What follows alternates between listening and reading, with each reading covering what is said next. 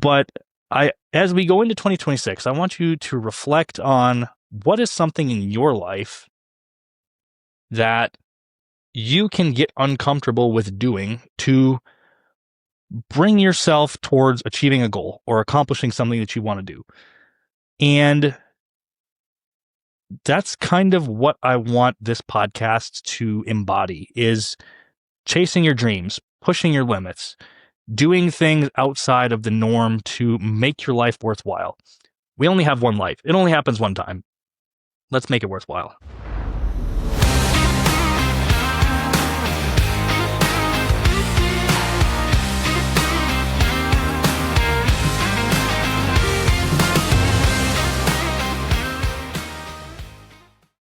Hello, everyone, and welcome to the Performance Pilot Podcast, where aviation meets athletic ambition.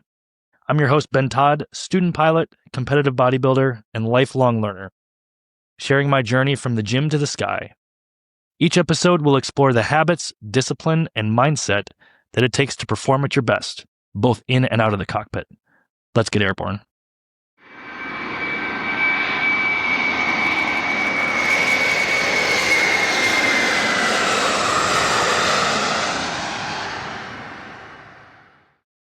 All right, episode number 1 of the Performance Pilot Podcast. I'm so happy to be here with you guys.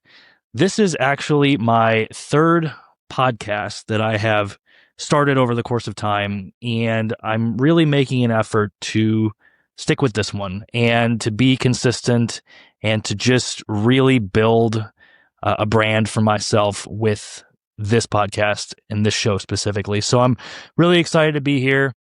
You might ask yourself, Ben, what makes you qualified to host a podcast? And the answer is that I'm not. I am just a regular guy who really loves airplanes, really loves working out, and I just want a platform to be able to sit and talk about this and share my passion and share my journey that I'll get into here in just a minute. So this will provide a real in-depth, real-time look at both my upcoming flight training that I'll be starting here in a few weeks, as well as my bodybuilding journey, which I've been on for multiple years now. And finally, it will come to fruition this year with me competing in my first bodybuilding show. So the show is going to encompass these themes of aviation fitness. We're going to weave some mindset in here at various points. And just sitting and talking about my passions, my journey, and my day-to-day experiences with both flight training and bodybuilding. This is going to provide a real and authentic look at the experiences that I'm having real time. And I think in some of the previous shows and episodes that I've recorded over time, I think I was, in being reflective, I think I was trying to be too much of an influencer and too much of somebody who I'm not. And this is just really going to just be me, real, raw, and authentic. I'm just going to be myself and just sit and have a conversation about what's happening, what I'm experiencing, what I'm going through, the highs, the lows, and everything in between. The goal is also, at various points, to bring on guests, both in the aviation and in the fitness space, to have in-depth conversations about each discipline.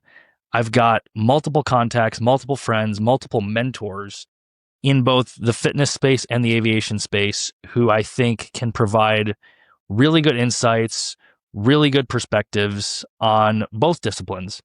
And I'm excited to start doing some interviews, start bringing on some guests, and I think that they will be able to provide a lot of different value to the audience in terms of the specific discipline that we're talking about.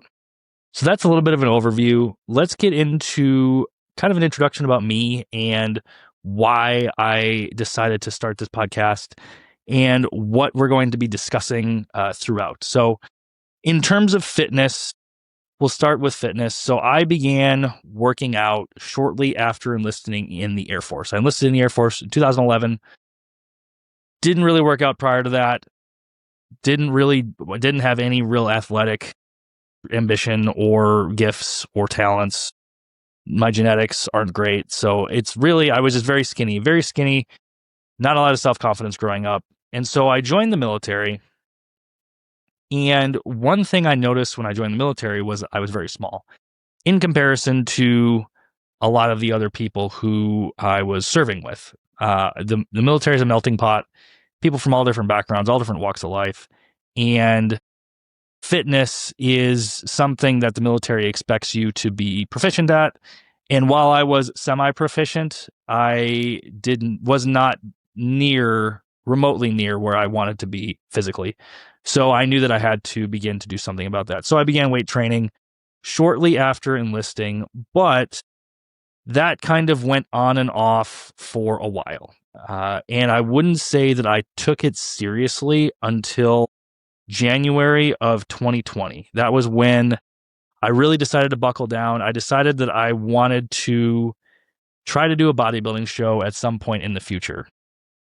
I kind of laugh at myself when I look back at myself from back in those days, because I had this delusional thought that I could be competitive in a bodybuilding competition within 1 to 2 years of me beginning this real serious journey of fitness.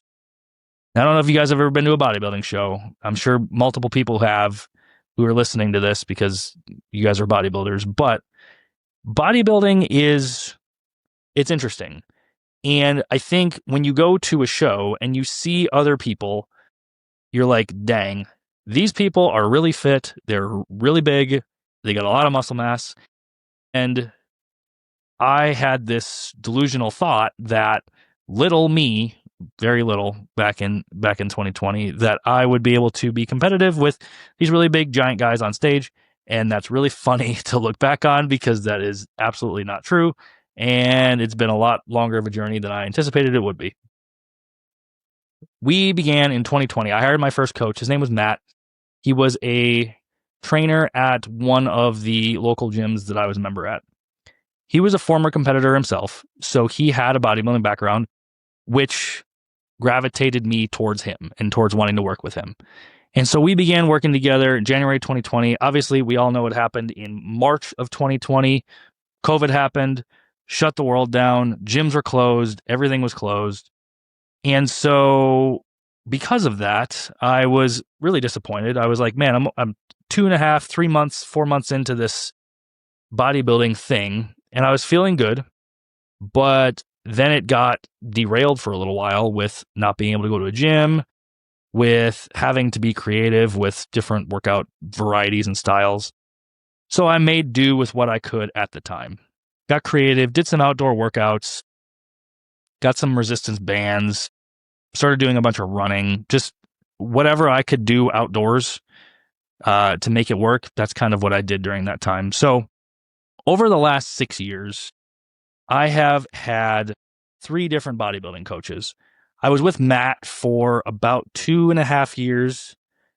I began working with another coach virtually online.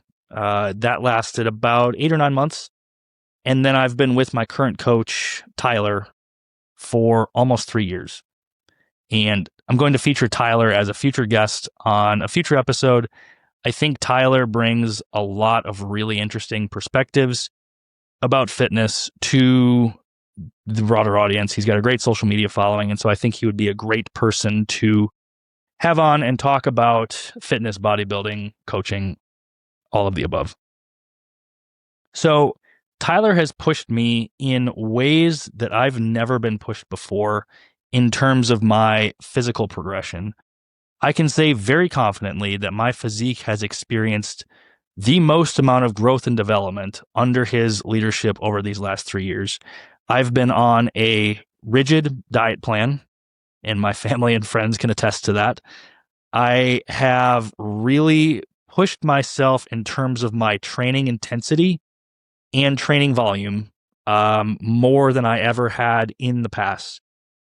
My volume it's been steadily high for the entire course of time that I've been with Tyler. And the philosophy behind that was because I was very small in stature, I needed to be able to put on a significant amount of muscle mass, which my body, I've determined, and he's determined, my body responds most well to higher volume training sessions.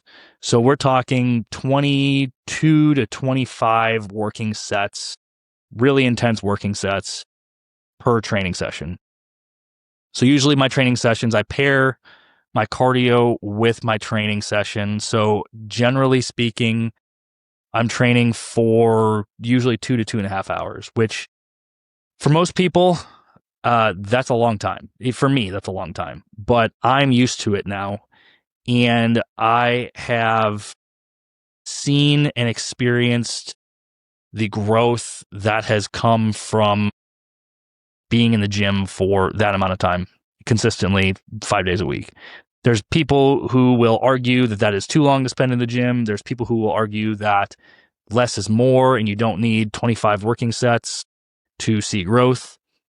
And while I do agree sometimes with those sentiments, I think it's also dependent on the individual, right?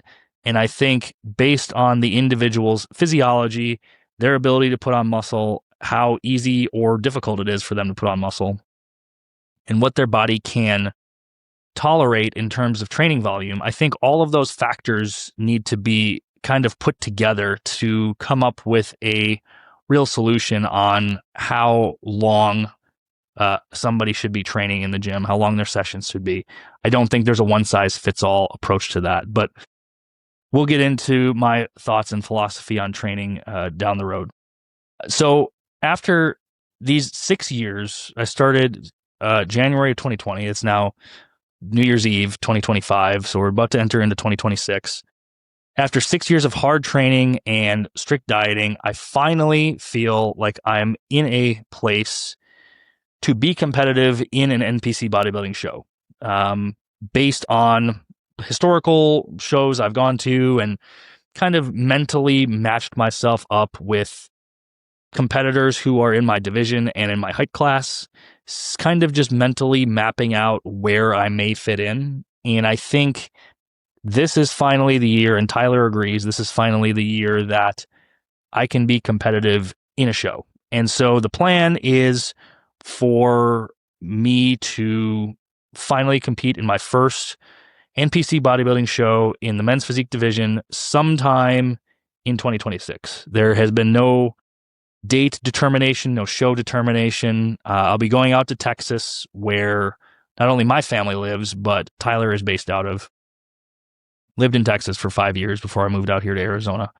So very familiar with shows in Texas. And so most likely we'll be going to Texas to compete sometime in 2026. It's going to depend largely on my flight training schedule, which I'll get into here shortly, and kind of what the shows look like in terms of dates and locations for Texas. They haven't released the schedule yet for this year. So that is the goal. I'm really excited for this opportunity to compete, as this has been a goal that I have been feverishly working towards and chasing after for the last 6 years. And if you know me personally, you know that this has been something that I have been working towards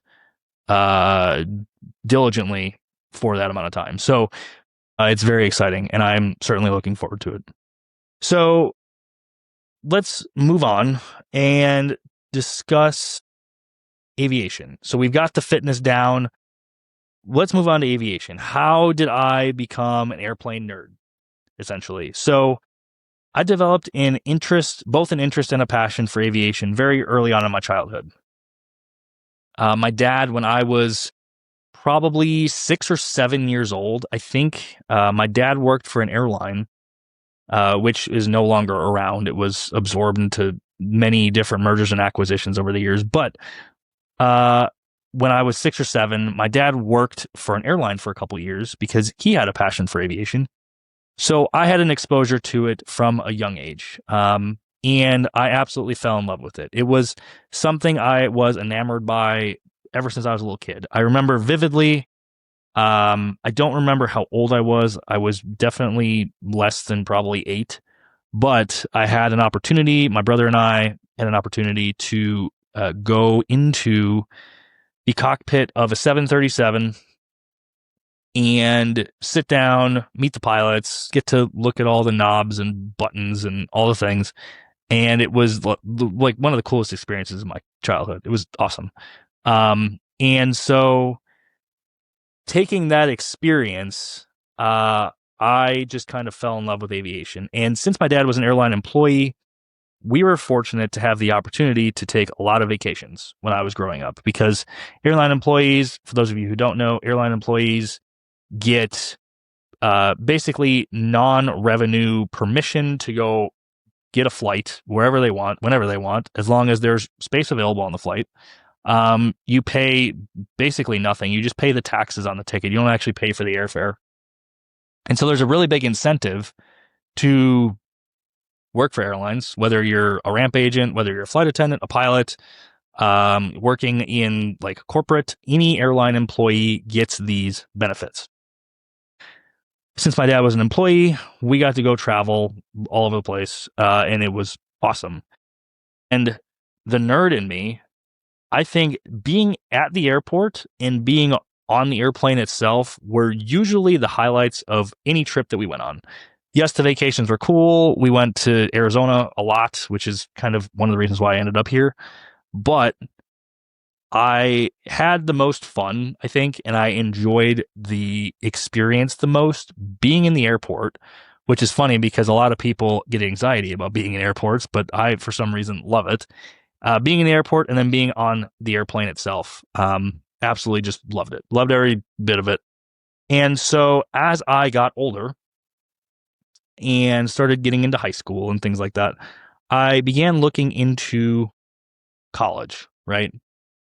And I was primarily focused on, at the time, pursuing an aviation bachelor's degree from a well-known flight university program, which for those of you in the aviation space, none of these are going to be a surprise, but I went and toured Embry-Riddle in Prescott, Arizona State, which is the school that I wanted to go to ever since I think I could breathe, Purdue University in West Lafayette, and then UND, University of North Dakota in Grand Forks. And the idea of moving to Grand Forks, North Dakota, I grew up in Wisconsin. So the idea of moving to Grand Forks, North Dakota out of high school when I was trying to move south and leave the north, not a super appealing idea, although I really did heavily consider UND back in high school. However, after seeing how much money these programs cost, my parents, I grew up in a decently affluent family. My parents made decent money. And so with that, I didn't get hardly any financial aid from the government, right? FAFSA, kind of nothing happening there. So if I remember right, I think these programs generally range somewhere between 80 and $100,000 per year. And I looked at that and my parents looked at that and we were like, well, no, we got to make a different decision here because that it's not going to work for us. So, I had to pivot. And so I pivoted into enlisting in the Air Force, that was kind of the second thing I'd wanted to do. I was, always kind of fascinated by the military and really respected the military. So I decided that I was going to enlist in the Air Force instead after high school instead of going to college. However, I was unable to be an Air Force aviator, even though I had wanted to be, for two different reasons. Number one is the color vision requirements for your eyesight that the military held at one point. I don't know now. I've been so far removed from it. I don't know if they've changed or if they're the same. But at the time when I went through all of my initial medical evaluations at MEPS, I found out I was colorblind, which I actually knew I was colorblind when I was 10 or 11 years old, partially colorblind, in different shades of reds and greens. And so with that, that was an automatic disqualifier for like 80% of the jobs in the Air Force because for some reason you got to be able to see colors, which makes a lot of sense because colors are important. So that was one reason why I couldn't fly. And the other reason was due to not being a commissioned officer. So Generally, military aviators are officers, right? So they have a 4-year college degree. They go to either any of the service academies, or they go to an ROTC program at most any university has an ROTC program, as well as you can commission through their officer training course, right? So, you're older, you already have your degree, you submit a package, they review you, and they select you to become an officer. So those are the 3 routes usually that you can become an officer. I did not meet any of those criteria. I was just enlisted, so I couldn't fly. So once I got out of the military, I just kind of got wrapped up in normal life, just kind of started doing things, started a career. I've got a great career right now in the tech industry that I've been in for last 4 years. Before that, I was working in the service industry for another 4 years, and kind of just got lost in life. Never really lost the desire or the passion for aviation. It just kind of got put towards the back of my mind. Obviously, you start making money, you got bills, just life hits you, right? And which happens for a lot of people. It's very normal. But I never really lost this passion or this itch for aviation. It was always kind of there, just not at the forefront of my mind for a long time. Well, in the early part of 2024, I started to investigate this flight training thing. I saw a very vivid memory for me is I was watching the NFL playoffs at the time in 2024, and for some reason there was an advertisement during one of the commercials for the United Aviate Academy, which is out here in Arizona. It's in Goodyear, and it's United's proprietary flight training program. Most of the major airlines have their own, what they call cadet programs, their own flight training programs. And so there was an ad that I saw for United Aviate, and I was like, huh, interesting. So I kind of just got the wheels turning in my head and started to do some research and some investigation. I had really not done a lot of researching back in in my high school days. I was really just like, hey, I want to fly airplanes, but I didn't take on the initiative to myself to like actually do the research and start reading things and start figuring things out. So I decided to do that this time. I really kind of dove down some rabbit holes, and really tried to gather as much information as I could. And there's a lot of information out, especially on the internet. It's a ton. But so I took about 6 months and I researched and I weighed out the pros and cons of which way do I go? What do I do? Do I do this? Do I not do this? And if I do it, how am I going to do it? There's a couple different routes you can take.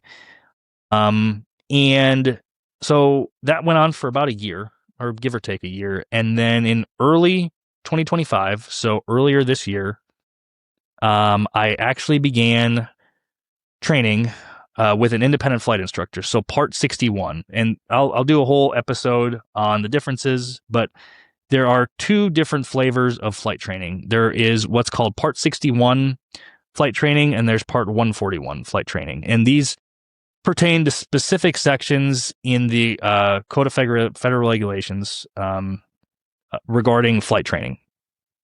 And so I elected at the time to train with an independent flight instructor. So I belonged to a flying club out of a local airport, paid some membership dues to the flying club, got access to 4 different Piper Cherokee aircraft. Really only flew one, but got access to 4 different aircraft, paid an hourly rate for the aircraft, and then paid an hourly rate on top of that for my instructor.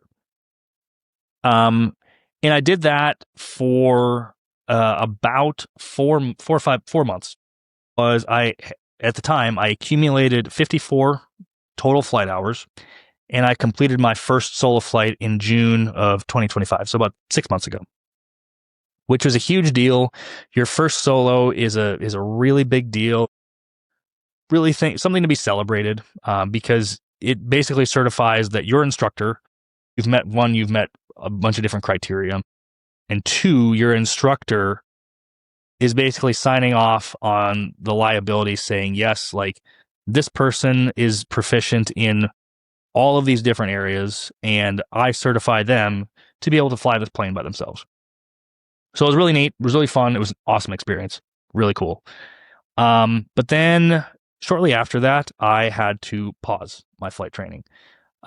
This was a couple of different reasons kind of all fused together. Number one was lack of funding. So flight training is expensive. There's no way around it. It's just everybody knows it. Everybody goes through it. Flight training is an expensive endeavor. And so I had tried my best to plan and prepare as much as I could financially. And what I had tried to prepare for was to complete my private pilot license, my private pilot certificate. And I had allocated what I thought was enough money to complete my private pilot certificate. And then once I got that completed, then I was going to worry about the next rating after that.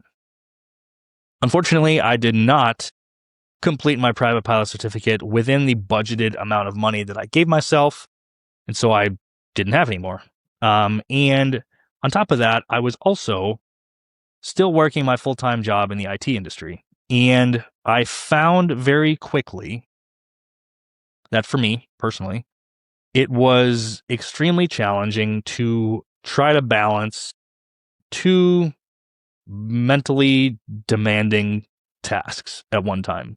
I'm in a real technical IT role. So there's a lot of nuance that happens. There's a lot of really in-depth technical knowledge that I have to exhibit on a day-to-day basis just in my job duties.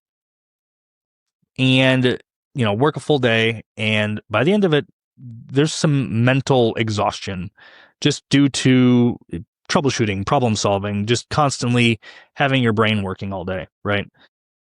And then I would, not every day, but I was trying as much as possible, usually at least 2 to 3 times a week, I would try to go fly after work. And based on weather and a couple other factors. But if I was able to go fly, those flight lessons from start to finish were about 3 hours. You'd spend anywhere from 15 to 30 minutes, usually about 30 minutes before the flight. You do your pre-flight brief, you walk around the airplane, check some things out, brief with your instructor, figure out what we're going to do. We go out. Usually the flight was, generally speaking, anywhere from an hour to an hour and a half, usually. Maybe sometimes a little bit longer, sometimes a little shorter, depending on the day. And then you get back and then you debrief, clean some things up. And so the whole process takes usually about 2.5 to 3 hours. And by the time I had completed that, along with working, during the day, I was exhausted, just mentally taxed. And it was tough. And especially learning a brand new concept like flying. Some people think it's like driving, and there's some similarities. There's a lot of differences. But I found it particularly challenging to try to learn this brand new thing, very unfamiliar, and also have to pair it with working a full-time job. So I found it challenging. So I made the decision to pull back on flying. So I have not flown since the end of June. So we're about 6 months since I've last logged any flight time. And I miss it terribly. I miss it. So with that in mind, I took the last 6-ish months, right? And I really tried to determine, is aviation something I actually want to pursue? I have a great career in IT. I work from home. I make good money. Is aviation something I want to do? Yes or no? And if yes, how am I going to do it? What process am I going to employ to get this done? Because the way I was doing it was not working. So after months of consideration, I decided to fully commit full-time to flight training. And that will be happening starting in 3 weeks, a little under 3 weeks. I will be going to a very well-known flight program, flight school out here in the Phoenix area, UND Aerospace. Great reviews, great atmosphere, just very well prepared pilots for the industry. And so I decided that if I'm going to go through training, if I'm going to commit full time to this, I want to go to a school that's going to get done right. So that's the decision I made. Again, future episode, we can talk about how to pick a flight school, if to pick a flight school. Should you do a flight school? Should you do a college program? Should you do an independent instructor? Should you do something else? That's a discussion for a later time.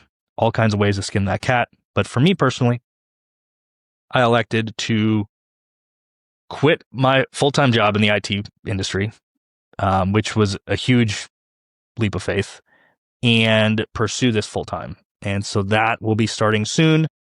And I'm very excited, one, just to get back to flying, but two, to actually make actionable progress towards this goal and really making this career change that I've been wanting to do for such a long time.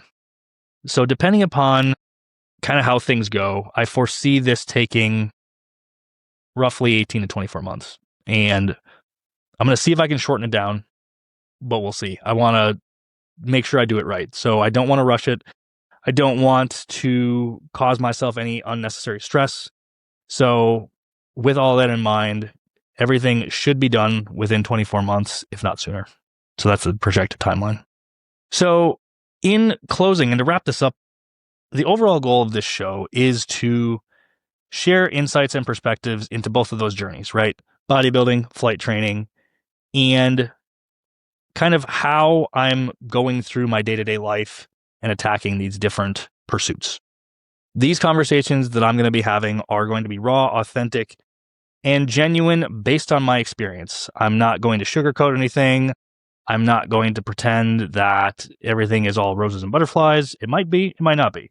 But I really want to just talk about what my experience is, how it's going, and just to provide some context for anybody else out there who might either want to pursue bodybuilding someday, pursue flight training someday, or just take a leap of faith in their own life and do something outside of their comfort zone. So I'm excited to share these journeys with you guys. And I'm excited to just really kind of elaborate and articulate what my experience is and how it's going. As I alluded to briefly before, I'm recording this episode, sitting here right now at my desk, on New Year's Eve 2025. This show will actually release in the early part of 2026, first week of 26. So with it being New Year's, we all do this thing where we reflect on our past year and what's been good, what's been not good, and so on. So I've had an opportunity to reflect on the year and also to look forward to 2026. Making this decision to resign from my IT job and pursue flight training full-time was a huge risk, is a huge risk. It's a huge leap of faith. A lot of people who I've spoken to about this are very supportive, but also you can tell there's like some hesitation, right? That they're like, ugh, you're going to do that? Ugh. I remember when I pitched it to my dad listens to all my episodes. He'll probably laugh at this, but I remember when I pitched it to my dad the first time, he was not a fan. I don't think he thought that was a solid idea. And it took a little while, and I was able to kind of explain and give him statistics and metrics and numbers and all kinds of stuff. He's a numbers guy. So once I was able to kind of explain everything and here's the pros and cons and here's what can happen as a result or what will happen as a result, and he was on board. But it's scary, right? Change is scary. Comfort is comfortable, right? Not to use the same word in the definition, but it's true. We humans like comfort. We like to feel secure. We like to have predictability and all these things, right? And so I think when it comes to making any big life change, there's a lot of uncertainty that comes with that, and that's scary. But on the other side of that, growth only comes from putting yourself in uncomfortable situations. Nothing that's dangerous or could be harmful or anything like that, but making yourself uncomfortable and pushing your limits, pushing outside of what is normal for you. You can apply this to both life and the gym, right? How do you grow in the gym? How do you grow muscle? Progressive overload. So you continuously, over time, add more load to your muscle to overload it and stimulate growth. That's how your muscles grow. Life is the same way, right? How do you grow personally and professionally? Well, you continue to push yourself outside of what is comfortable for you to be doing. And I took some time to really decide, how uncomfortable do I want to get? How uncomfortable do I want to make myself? And what is going to be the long-term benefit of doing that? Ultimately, I decided that quitting my job and pursuing aviation full-time was what was going to work the best for me. It's not going to work the best for everybody.